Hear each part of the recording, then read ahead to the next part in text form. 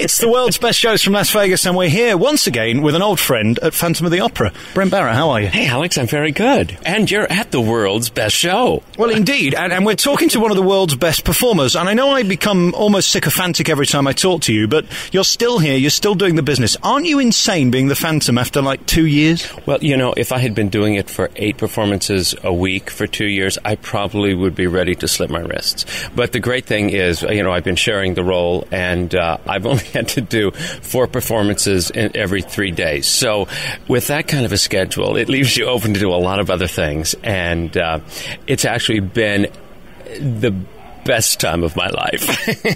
I mean, Vegas is a lot of fun, but can become a little bit intense, can't it, after a while? Well, if you stay on the Strip, it's overwhelming. But I live about 20 minutes west of the Strip, and so it's like suburbia anywhere. I was in New York last weekend doing some concerts, and I take time off and go do things here and there, and that breaks it up a lot. Now, you're one of those rare things where you're a musical performer who has a personality. What next, a drag show or something? I don't know. I do have the legs for it. Actually, the Chippendales have been begging me to come over and strip for them, but I don't think I'll be doing that. I've reached a certain age that it's not what I'm going to be doing, but I don't know. I heard they're doing Priscilla, Queen of the Desert down in Australia. I'd love to get a crack at that. Or maybe Hairspray or something. I'm not fat enough. I don't know. It's not to Michael Ball any harm. He's managed to put the pounds on for the role. Oh, Alex. Yeah, a foot in the mouth, huh? Yeah, exactly. But, I'm good at that. Let's talk about your voice and filling a theatre like this. Do you have to change your voice to be Phantom? Because it's got to be menacing, hasn't it? Whereas Chicago was more uplifting. Well, it's interesting. You do so much with the microphone here. This was, I think, one of the first shows where they really were using the manipulation and the sound effects to help augment the voice. So it's interesting. I found that over the course of the 2 years, I really started out singing like I normally sing, and then as we progressed, I've started singing less and letting the microphone do more of the work, simply because it's almost the way the show's written.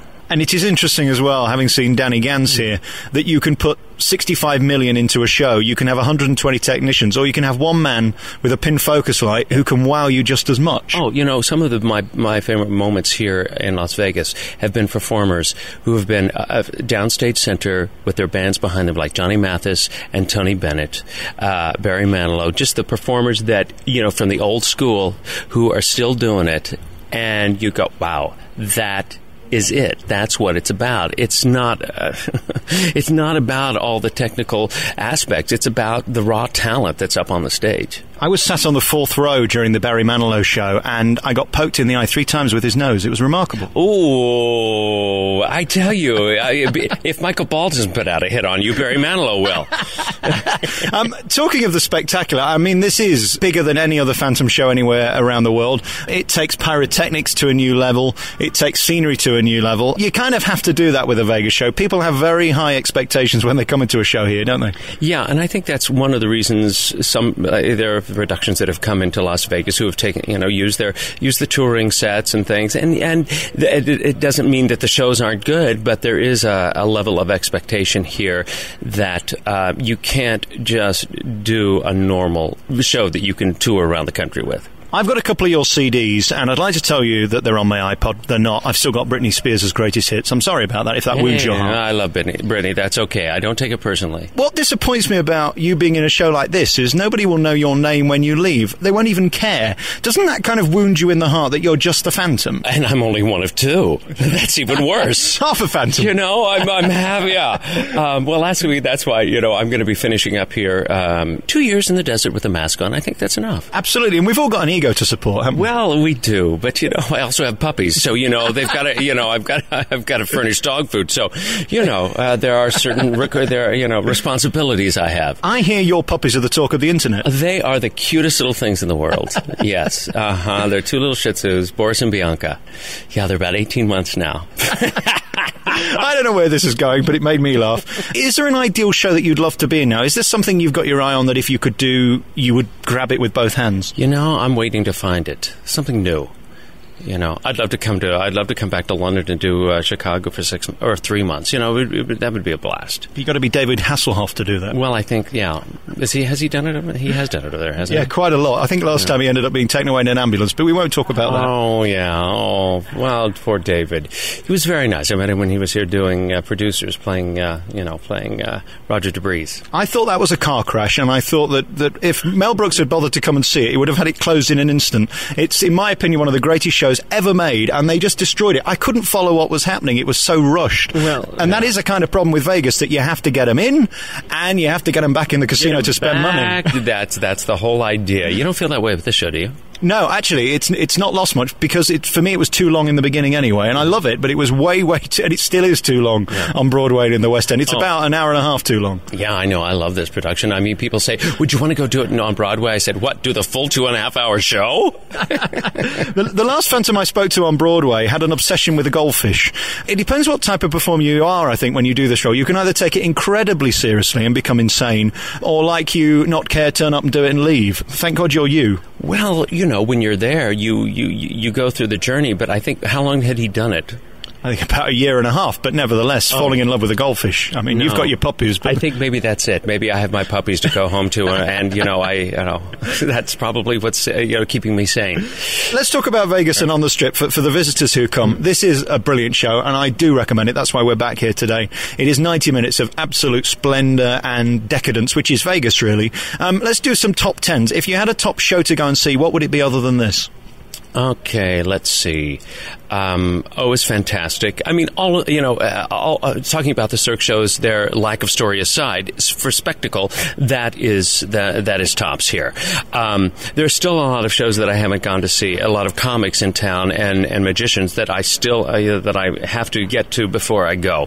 As I said, if they're in town and Johnny Mathis is in town, if they like that at all, go. They're going to have a great evening. Or Tony Bennett. Barry's show is fantastic when he's here. As long as you avoid his nose. Oh, yeah. Just sit further back, that's all.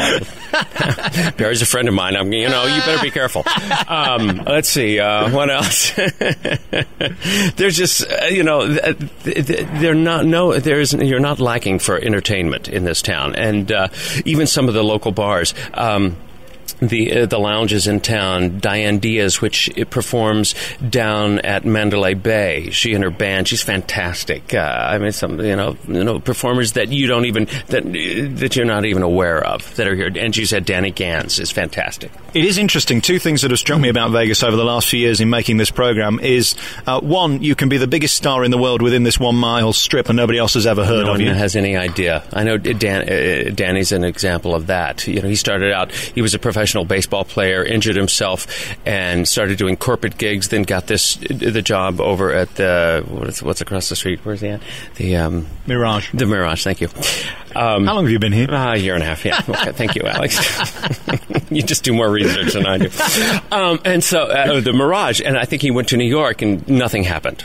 But there's also a lot of corporate work out here that you can sustain yourself in doing that. There's also a great fun act out at Red Rock Casino called Zoe Boy. They're from Arizona, and they've been here for a couple of years now. And I say that Phantom is the most romantic show on the Strip, and so if that's I thought Crazy Girls was the most romantic. Well, I guess as we say, it's all a matter of taste, isn't it, Alex? Absolutely. Congratulations on being you. I'm sure we'll catch up again. I mean, it could be anywhere really. The Far East, Dubai. I don't know, the Philippines. Who knows? Yeah. At some point, we have to meet the puppies. Well, okay, I can show you a picture. You haven't got a picture with you of your puppies. What's on my iPod? Yeah, absolutely. You're worrying me now. Congratulations on being in this show and being able to do it every night. I think it's remarkable discipline at the very least to be able to turn up and be bothered to sing these big numbers, because there aren't many of them, but the ones you have to sing are incredible, aren't they? They are, and that's really been a joy for the last year and a half, and I'll miss that. But with the symphony concerts I'm doing, now that I'm not in this, they say, oh, now can you sing Phantom of the Opera? Because contractually I can sing it anywhere now. and has the Lord been to see you? Has the who? The Lord. Oh, well, he was here our opening weekend. And what did he make of you? Oh, he thought I was fantastic. Of course. Of course. And you thought vice versa, he was wonderful. Absolutely. I'd met him a couple of times over the years, and at a party in London when I was doing Kiss Me Kate. He's an interesting character, isn't he? Not great on interview. I think it depends. If he's talking about something that he's passionate about, he will go on and on. But if you're both sitting there going, what the hell am I going to say? Yeah, it can be a very dull evening. So you're implying I'm a bad interviewer? Not at all.